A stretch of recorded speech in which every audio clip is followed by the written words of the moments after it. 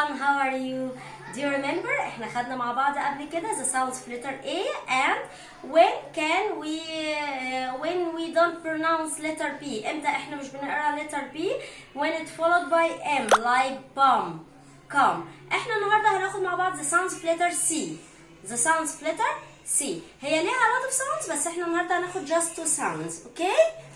اول sounds اللي احنا خدناه مع بعض في المدرسه ان احنا بنقرا ال C as ك ك، ودي بننطق السي كي لو جاء وراها اي حرف ما عدا الثلاثه اللي هقول لكم عليهم بعدين، بس هناخد الاول اكزامبلز ليها. ك ت كات كات،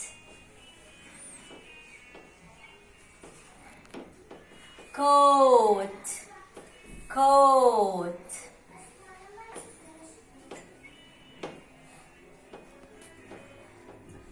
camel camel.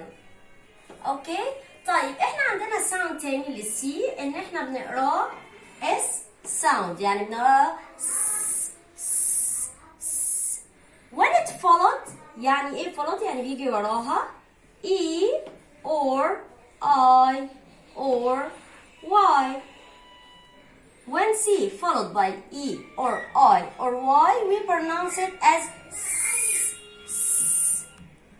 Let's see some examples.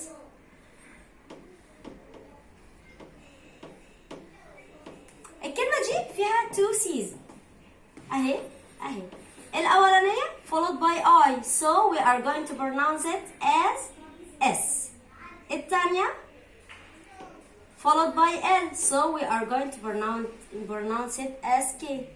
Circle, circle, circle.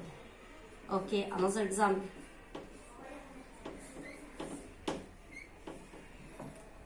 الأولى followed by Y, so we are going to pronounce it excellent. Cycle, cycle, cycle. Okay, another example.